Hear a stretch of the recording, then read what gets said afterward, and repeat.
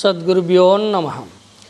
శ్రీ పూర్ణానందరహిత సద్గురు పుల్లారెడ్డార్య పాదార విందామృత రసాయనం జనన మరణ భ్రాంతిరహిత పూర్ణబోధకం శ్రీ శ్రద్ధానందరహిత గోవిందయార్య మద్గురు పరబ్రహ్మణే నమః. మద్గురుదేవులైన శ్రీ శ్రీ శ్రీ శ్రద్ధానందరహిత గోవిందయార్య సద్గురు ప్రభుమహారాజుల వారి పాదపద్మములకు నా యొక్క ద్వాదశి శిరస్సాష్టాంగ నమస్సుమాంజలు. స్తోత్రియ బ్రహ్మనిష్ట పరులారా, ఆ విధంగా మనము ప్రపంచములో అందరూ మెచ్చి నడిచే విధానానికి ఎంతటి వారికి సాధ్యము కాదు.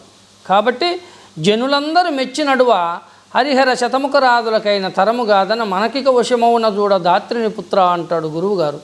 కాబట్టి ప్రతి మానవుడు అందరి సమ్మత ప్రకారము అందరికీ అభిమానంగాను అందరికీ ప్రేమగాను జీవించలా, బ్రతకడము, గౌరవింపబడము, పూజింపబడము ఎవరికి సాధ్యం కాదు. ఏ దేవతలకు కూడా సాధ్యం కాదు. కాబట్టి మన ధర్మం ఏమి మనకు తెలియజేస్తూ ఉంది అని అంటే, రూఢి ఏది నిజమో, ఏది సత్యమో, ఏది పరమార్థాన్ని తెలియజేస్తూ ఉందో ఆ వాక్యాన్ని మనం విచారించి ఆ మార్గమెమ్మడి మనం ప్రయాణం చేయడము ధర్మం. అట్టి వారిని మనం ఆశ్రయించినప్పుడే మనకు నిజానిజాలు తెలియబడతాయి. కాబట్టి ఎట్లా ఉంటుంది అట్లాగాక అంటే, అందమగు స్వాతి వర్షపు బిందువులెందెందుబడిన పృథివిని తద్బిందువులుపాది వశమున చందును తగు నామరూప చేష్టాదేకమును అట్లనే నీవు చెందే విన్నియును మందితో జతగూడి మాట్లాడినంతలో అందుకే సవాసమరయుము తగుదాన్ని చేష్టాదేకమును అట్లనే నీవు చెందే విన్నియును. అందముకు స్వాతి వర్షపు బిందువులు, స్వాతి చినుకులు ఎలా ఉంటాయి? ఒరిజినల్ అయినటువంటి నిజమైనటువంటి పవిత్రమైనటువంటి చినుకులు అవి స్వాతి చినుకులు. అంటే వర్షము ప్రతి బిందువు కూడా పవిత్రమైనటువంటిది. అటువంటి వర్షపు బిందువులు ఈ పృథివీ పైన, ఈ భూమి మీద ఎక్కడెక్కడ ఏ ఏ ప్రదేశాలలో పడతాయో ఆ ప్రదేశాల ఉపాధిని అనుసరించి ఆ తద్బిందువులు ఆ ఉపాధిని అనుసరించి రూపనామాదులను కలిగింపజేసుకుంటూ తన యొక్క నిజస్థితి రూపాన్ని కోల్పోతుంది. ఎట్లా అంటే,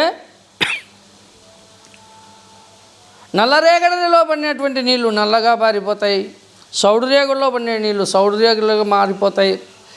అదేవిధంగా ఎర్రరేగడిలో పడినటువంటి వర్షపు బిందువులు ఎర్రగా పారిపోతూ ఉంటాయి. మున్సిపాలిటీ మురుకు కాలువలో పడినటువంటి నీళ్లు మురికి నీళ్ళు అయిపోతాయి. మంచినీళ్ళ కోనేటిలో పడిన నీళ్లు మంచినీళ్ళు అవుతాయి. సముద్రంలో కురిసినటువంటి ఆ యొక్క చినుకులు ఉప్పు నీరుగా మారుతాయి. ముత్యము చిప్పలో పడినటువంటి చినుకు ముత్యముగా మారుతుంది. చినుకులన్నీ ఒక్కటే, కానీ అవి పడినటువంటి ప్రదేశాల యొక్క ఉపాధి దోష ప్రభావము చేత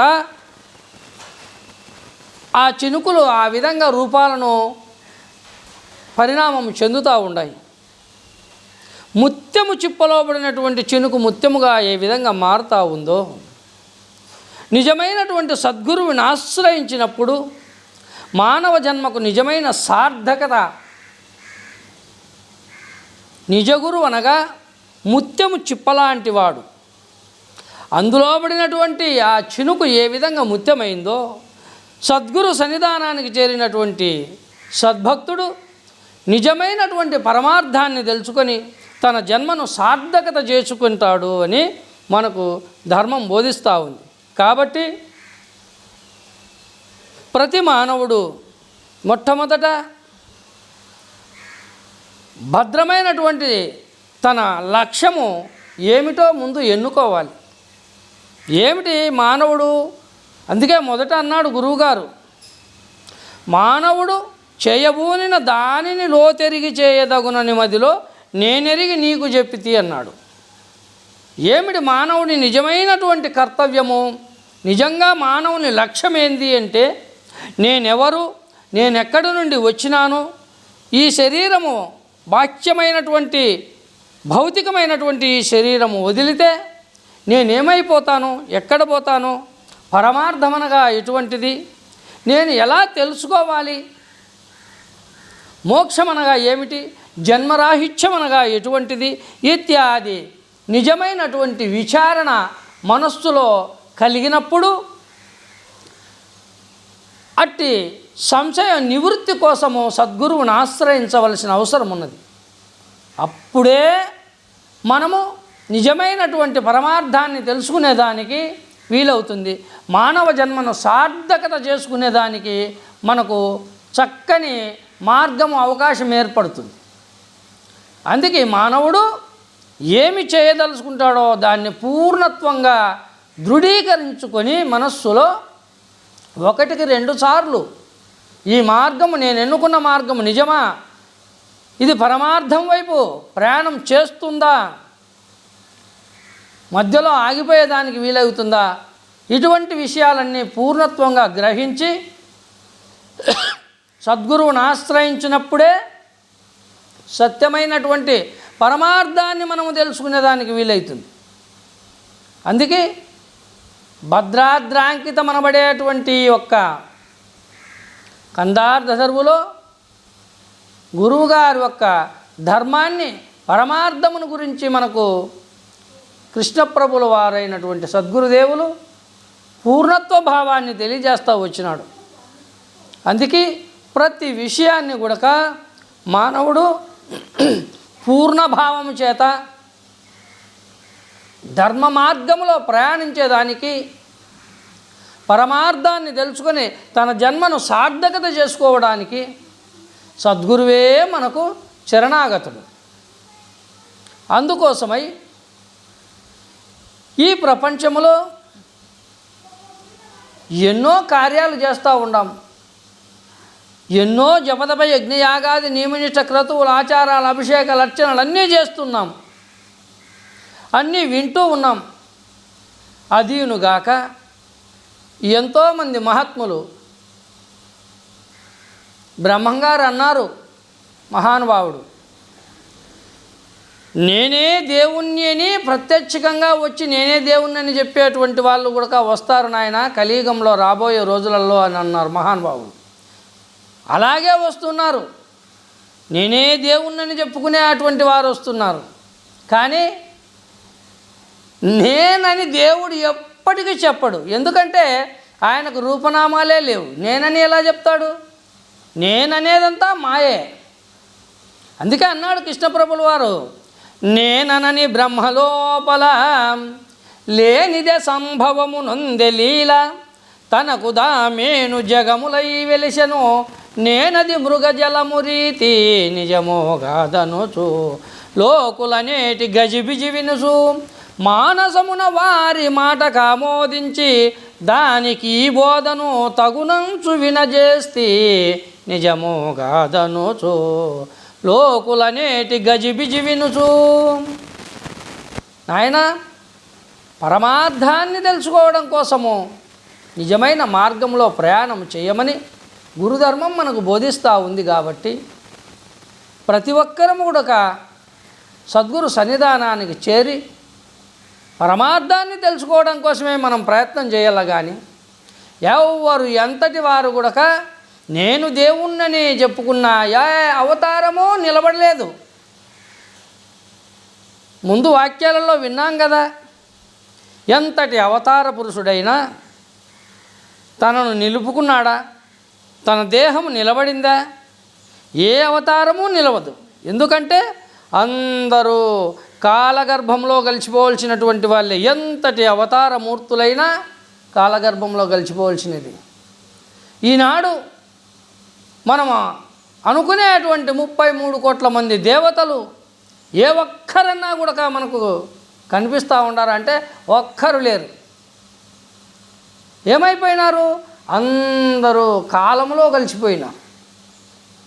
భగవద్గీతలో శ్రీకృష్ణ పరమాత్ముడు అన్నాడు, బలిష్టమైన కాలస్వరూపుడను నేనే అర్జున అన్నాడు. అంటే ఏమర్థము? అన్ని దాన్ల కంటే బలమైనది కాలము. అన్ని దాన్ల కంటే బలమైనటువంటిది కాలం. అంత కాలములో కలిసిపోవలసిందే కానీ కాలాతీతుడు ఎవ్వరు లేరు. మరి కాలాతీతులు ఎవరు లేరన్నప్పుడు మనము కాలాతీతంగా కాలాన్ని దాటుకొని అవ్వల పరమార్థాన్ని చేరుకోవడం ఎలాగా అనే సంశయం రావచ్చు, సందేహం కలగవచ్చు. మంచిది. అయితే మనకిక్కడ కాలమును కాళ్ళ కింద వేసుకొని కూర్చొని ఉండబడినటువంటి వారెవరు? గురువు. ఆయనే దక్షిణామూర్తి, పరమేశ్వరుడు, సర్వేశ్వరుడైనటువంటి ఆ ఒక్క పరమశివుడే దక్షిణామూర్తి.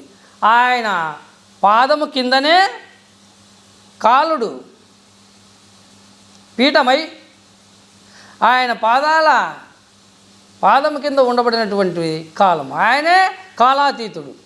అందుకే కాలానికి అతీతమైనటువంటి శక్తి దేనికి ఉంది అంటే ఒక్క గురువుకు మాత్రమే ఉంది. కనుకనే ఆయన ఈ కాలానికి అతీతమైనటువంటి పరమార్థాన్ని తాను తెలుసుకొని తనను ఆశ్రయించినటువంటి వారిని కాలము నుండి అవ్వలకి ఒడ్డుకి చేరుస్తున్నాడు. భవసాగరమనంబడేటువంటి ఈ యొక్క కాలచక్ర భ్రమరము నుండి మానవుని ఉద్ధరించి తరింపజేయుటకు గురువాక్యము ధర్మమును అనుసరించి గురుబోధను తెలియజేసి మానవునికి పరమార్థ తత్వాన్ని చూపించి ఈ యొక్క భవసాగరములో ఉండబడినటువంటి ఈ మానవుని ఒడ్డుకి గట్టుకు చేరుస్తున్నాడు. అందుకే ఆయన మార్గదర్శకుడైనటువంటి పరబ్రహ్మము, ఆయనే గురువు. అందుకోసమై మనము నిజమైనటువంటి మార్గంలో ప్రయాణం చేసేదానికోసం మనము గురువును ఆశ్రయించాలా అని మనకు భద్రాద్రాంకిత ధర్మము తెలియజేస్తూ ఉంది. కాబట్టి భద్రమైనటువంటిది, ఏ ఉపద్రవ్యము లేనటువంటిది, అచల పరిపూర్ణము, అదే పరమార్థము, అదే దైవము, అదే శాశ్వతము, అదే సత్యము, అదే పరమపదము అని అట్టి దానిని చేరుకొని దర్శించి తద్భావాన్ని చెంది భ్రాంతిరహితులమై పునర్జన్మరహితులమై సద్గురు సన్నిధానానికి చేరి తరించుదామని అందరికీ తెలియజేస్తూ రాబోయే వాక్యములో మనము ఇంకా పూర్ణత్వంగా మనము గురుధర్మాలను తెలుసుకుందామని సద్గురు ప్రభు మహారాజుకు జై.